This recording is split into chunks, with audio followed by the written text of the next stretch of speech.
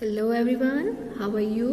I hope you all are fit and fine. ये students, हम chapter read कर रहे थे साना साना हाथ जोड़ी, रिटन बाय मधु कांकरिया। ये एक यात्रा वृत्तांत है, अब तक आपने पढ़ा। इसमें लेखिका अपने फ्रेंड्स के साथ नेपाल, सिक्किम, गंगटोक की यात्रा के लिए गई हुई है और वहाँ वो जो जो चीज़ें देखती है उसका वर्णन उसने यहाँ पर किया है। उनके गाइड का नाम है जितेन नार्गे। तो अब तक उन्होंने कंचनजंगा, बौद्ध पताकाएं जो कि सफ़ेद बौद्ध पताकाएं थी उनको देखा है, रंगीन बौद्ध पताकाएं हैं, एंड दलाई लामा की फ़ोटो उसने देखी जीप में। उसके बाद ये प्रेयर व्हील देखती है जिसके बारे में उसको पता चलता है कि इसको घुमाने से सारे पाप नष्ट हो जाते हैं। एक कवि लॉन्ग स्टॉक देखती है जहां गाइड फिल्म की शूटिंग हुई थी। इसके बाद वो तिस्ता नदी देखती है, तिस्ता नदी जो कि वहां पर बह रही थी। इसके बाद वो वहां पर देखती है, उसकी अचानक ही उसकी एकदम से जो मस्त हो रही थी, वो देखने में सुंदर सुंदर दृश्य, उसकी आंखें एकदम से ठहर जाती हैं वहाँ की काम करती स्त्रियों पर जो कि बच्चों को पीठ पर लादे काम कर रही हैं। फिर उसको पता चलता है कि यहाँ के कैसे रास्ते बनाए जाते हैं। तब एक व्यक्ति उसे बताता है कि यहाँ रास्ते बहुत कठिन होते हैं, ये पहाड़ी ने चौड़े चौड़े रास्ते बनाती हैं और बड़ा कठिन होता है ये काम। पिछले महीने एक की जान भी चली गई थी। उसके बाद वो बड़ी हैरान हो जाती है, घबरा जाती है ये सोचकर। फिर वो स्कूली बच्चे देखती है जो कि उनसे लिफ्ट मांगने की कोशिश कर रहे होते हैं। जितेन उसे बताता है, जितेन नार्गे जो उसका गाइड है, कि ये बच्चे 3-3.5 किलोमीटर की चढ़ाई चढ़कर स्कूल जाते हैं। यहाँ स्कूली बस का इंतजाम नहीं होता है क्योंकि एक ही स्कूल है, दूर दूर से बच्चे यहीं पढ़ने आते हैं। शाम को वो जाकर अपने घरों में काम भी करवाते हैं। अब आगे पढ़िए। उसी लायुंग में हम ठहरे थे, तिस्ता नदी के तीर पर बसे लकड़ी के एक छोटे से घर में। मुंह हाथ धोकर मैं तुरंत तिस्ता नदी के किनारे बिखरे पत्थरों पर बैठ गई थी। सामने बहुत ऊपर से बहता झरना नीचे कल कल बहती तिस्ता नदी में मिल रहा था। मध्यम मध्यम यानी कि धीरे धीरे धीमी धीमी हवा बह रही थी। पेड़ पौधे झूम रहे थे। गहरे बादलों की परत ने चांद को ढक रखा था। बाहर परिंदे और लोग अपने घरों को लौट रहे थे। वातावरण में अद्भुत शांति थी। मंदिर की घंटियों सी, घुंघरुओं की रुंझुनाहट सी। आंखें अनायास भर आई। ज्ञान का नन्हा सा बोधिसत्व जैसे भीतर उगने लगा। वही सुख, शांति और सुकून है जहां अखंडित संपूर्णता है। अब आंखें उसकी भर आती हैं देखकर। वो कहती है कि सुख शांति वहां है जहां पर किसी को तोड़े मरोड़े बिना, यानी अखंडित, जिसका कभी खंड ना हो सके, संपूर्णता है। पेड़ पौधे, पशु और आदमी सब अपनी अपनी लय, ताल और गति में है। हमारी पीढ़ी ने प्रकृति की इस लय, ताल और गति से खिलवाड़ करके अक्षम्य अपराध किया है। हिमालय अब मेरे लिए कविता नहीं, दर्शन बन गया था। अंधेरा होने के पहले ही किसी प्रकार डगमगाती शिलाओं और पत्थरों से होकर तिस्ता नदी की धार तक पहुंची। बहते पानी को अपनी अंजुली में भरा तो अतीत भीतर धड़कने लगा। स्मृति में कौंधा। हमारे यहाँ जल को हाथ में लेकर संकल्प किया जाता है। क्या संकल्प करूं? पर मैं संकल्प की स्थिति में नहीं थी। भीतर थी एक प्रार्थना, एक कमजोर व्यक्ति की प्रार्थना। अब जैसे नदी में जल भरकर अंजुली में, यानी कि हाथ में, हथेली में जल लेकर संकल्प किया जाता है कोई भी, लेकिन वो संकल्प करने की स्थिति में नहीं थी। उसके अंदर सिर्फ एक प्रार्थना चल रही थी। भीतर का सारा हलाहल, हलाहल होता है जहर, सारी तामसिकताएं बह जाएं, जो सारी बुराइयां हैं वो बह जाएं इसी बहती धारा में। बस वो यही प्रार्थना करी थी। रात धीरे धीरे गहराने लगी। हिमालय ने काला कंबल ओढ़ लिया था, यानी वहां पर भी अंधेरा हो गया था। जितेन ने लकड़ी के बने खिलौने से उस छोटे गेस्ट हाउस में गाने की तेज धुन पर जब अपने संगी साथियों के साथ नाचना शुरू किया तो देखते देखते एक आदिम रात्रि की महक से परियों की कहानी सी मोहक वह रात महक उठी। अब सारे गा बजा रहे थे तो वहां पर उसको भी मजा आने लगा। मस्ती और मादकता का ऐसा संक्रमण हुआ कि एक एक करके हम सभी सैलानी गोल गोल घेरा बनाकर नाचने लगे। यानी संक्रमण होते है फैल जाना। मेरी 50 वर्षीय सहेली मणि ने कुमारियों को भी मात करते हुए वो जानदार नृत्य प्रस्तुत किया कि हम सब अवाक उसे देखते रह गए। कितना आनंद भरा था उसके भीतर, कहाँ से आता था इतना आनंद। अब उसकी एक फ्रेंड है जो 50 वर्ष की है, वो बड़ा युवकों की तरह नाच रही थी, एक जवान लड़की की तरह नाच रही थी। लायुं की सुबह बेहद शांत और सुरमय, तिस्ता नदी की शांत धारा के समान ही कल कल कर बहती हुई नदी। अधिकतर लोगों की जीविका का साधन पहाड़ी आलू, धान और दारू का व्यापार था। लोगों की जीविका का साधन क्या था? आलू, धान की खेती और दारू का व्यापार।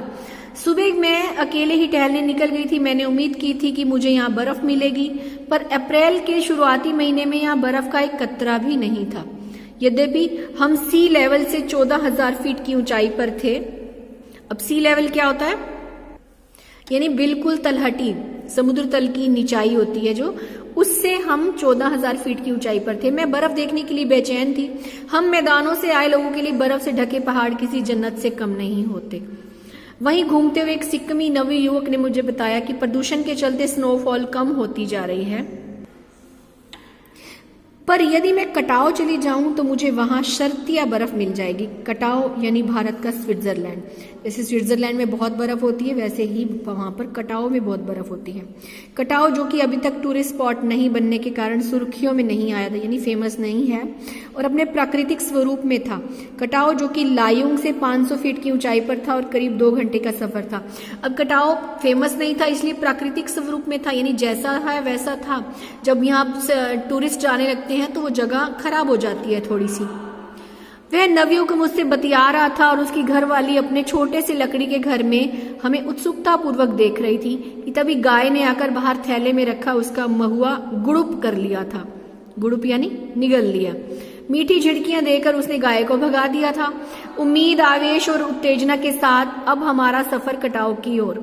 कटाव का रास्ता खतरनाक था और उस पर धुंध और बारिश। जितेन लगभग अंदाज से गाड़ी चला रहा था। पहाड़, पेड़, आकाश, घाटियां, सब पर बादलों की परत, सब कुछ बादलमय। बादलों को चीरकर निकलती हमारी जीप, यानी हमारे चारों तरफ बादल ही बादल थे। खतरनाक रास्तों के एहसास ने हमें मौन कर दिया था और उस पर बारिश, एक चूक और सब खलास। सांस रोके हम धुंध और फिसलन भरे रास्ते पर संभल संभल कर आगे बढ़ती जीप को देख रहे थे। हमारी सांस लेने की आवाजों के सिवाय आसपास जीवन का कोई पता नहीं था। अब वहां उसे उन सबको डर सा लग रहा था क्योंकि चारों तरफ बादल थे, रास्ता भी थोड़ा फिसलन भरा था। अब सिर्फ उनकी सांसों की आवाज आ रही थी। फिर नजर पड़ी बड़े बड़े शब्दों में लिखी एक चेतावनी पर, if you are married divorce speed, कि अगर आप मैरिड हैं तो स्पीड से डाइवोर्स ले लें, यानी गति कम कर दें। थोड़ी दूर आगे बढ़े, फिर एक और चेतावनी, दुर्घटना से देर भली, सावधानी से मौत टली, यानी जगह जगह गाड़ी धीरे चलाने के निर्देश दिए गए थे। करीब आधे घंटे बाद धुंध छटी और साथ ही सृष्टि और हमारे बीच फैला सन्नाटा भी हटा। नार्गे उत्साहित होकर कहने लगा, कटाव हिंदुस्तान का स्विट्जरलैंड है। मेरी सहेली मणि स्विट्जरलैंड घूमकर आई थी। उसने तुरंत प्रतिवाद किया, नहीं, स्विट्जरलैंड भी इतनी ऊंचाई पर नहीं है और ना ही इतना सुंदर। हम कटाव के करीब आ रहे थे क्योंकि दूर से ही बर्फ से ढके पहाड़ दिखने लगे थे। पास में जो पर्वत थे वे आधे हरे काले दिख रहे थे। लग रहा था जैसे किसी ने इन पहाड़ों पर पाउडर छिड़क दिया हो। बड़े सफेद सफेद पहाड़ लग रहे थे क्योंकि बर्फ से ढके हुए थे।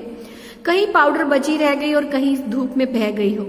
नार्गे ने उत्तेजित होकर कहा, देखिए, एकदम ताजा बर्फ है, लगता है रात में ही गिरी है ये बर्फ। थोड़ा और आगे बढ़ने पर हमें पूरी तरह से बर्फ के पहाड़ दिखाई दिए, साबुन की झाग की तरह सब और गिरी हुई बर्फ। मैं जीप की तरफ से मुंडी निकाल कर दूर दूर तक देख रही थी, यानी जीप से अपनी गर्दन निकाल कर दूर दूर तक देख रही थी। चांद से चमकते पहाड़। एकाएक जितेन ने पूछा, कैसा लग रहा है? मैंने जवाब दिया, राम रोछो, यानी कि बहुत अच्छा। ये नेपाली भाषा है। वह उछल पड़ा, अरे ये नेपाली बोली कहाँ से सीखी? अपनी भाषा के गर्व से उसकी आंखें चमक उठी, चेहरा इतराने लगा और तभी किसी चमत्कार की तरह हल्की हल्की बर्फ एकदम महीन महीन मोती की तरह गिरने लगी। जब ऊपर से स्नोफॉल होने लगा। तिमरो माया सेंधे मलाई सताऊंच, यानी तुम्हारा प्यार मुझे सदैव रुलाता है। चहु और बिखरती बर्फ सुंदरता जितेन के मन पर भी थाप लगाने लगी थी। प्रेम की झील में तैरते हुए झूम झूम गाने लगा था वो। हम सभी सैलानी सैलानी मतलब टूरिस्ट। अब जीप से उतरकर बर्फ पर कूदने लगे थे। यहाँ बर्फ सर्वाधिक थी, बहुत अधिक बर्फ थी, घुटनों तक नरम नरम बर्फ। ऊपर आसमान और बर्फ से ढके पहाड़ एक हो रहे थे। कई सैलानी बर्फ पर लेटकर हर लम्हे की रंगत को कैमरे में कैद करने में लगे थे। अब लोग वहां पर फोटोज वगैरह खिंचवा रहे थे। मेरे पांव झनझन करने लगे थे, पर मन वृंदावन हो रहा था। भीतर जैसे देवता जाग गए थे। ख्वाहिश हुई कि मैं भी बर्फ पर लेटकर इस बर्फीली जन्नत को जी भर के देखूं, पर मेरे पास बर्फ पर पहनने वाले लंबे लंबे जूते नहीं थे। मैंने चाहा कि किराए पर ले लूं, पर कटाओ, युमथांग और झांगू लेक की तरह टूरिस्ट स्पॉट नहीं था। इस कारण यह झांगू की तरह दुनिया भर की तो क्या एक भी दुकान नहीं थी। अब कटाओ में कोई दुकान नहीं थी, क्योंकि टूरिस्ट स्पॉट नहीं है, ये इतना फेमस नहीं है लोगों के बीच में, लोग कम जानते हैं इसके बारे में। दनादन फोटो खिंचवाने की बजाय मैं उस सारे परिदृश्य को अपने भीतर लगातार खींच रही थी, जिससे महानगर की डार्क रूम में इसे फिर देख सकूं। संपूर्णता के उस क्षणों में यह हिम शिखर मुझे मेरे आध्यात्मिक अतीत से जोड़ रहे थे। शायद ऐसे ही विभोर कर देने वाली दिव्यता के बीच हमारे ऋषि मुनियों ने वेदों की रचना की होगी। अब वहां इतनी शांति थी, उसे लग रहा था कि ऋषि मुनियों ने ऐसे स्थानों पर वेदों की रचना की होगी। जीवन सत्यों की खोजा होगा, सर्वे भवन्तु सुखिना का महामंत्र पाया होगा। अंतिम संपूर्णता का प्रतीक वह सौंदर्य ऐसा कि बड़े से बड़ा अपराधी भी इसे देख ले तो क्षणों के लिए ही सही करुणा का अवतार बुद्ध बन जाए। तो आज के लिए हम इतना ही पाठ पढ़ेंगे, ठीक है। आगे नेक्स्ट जो पार्ट होगा वो हम नेक्स्ट उसमें पढ़ेंगे। Okay, thanks for watching, have a nice day.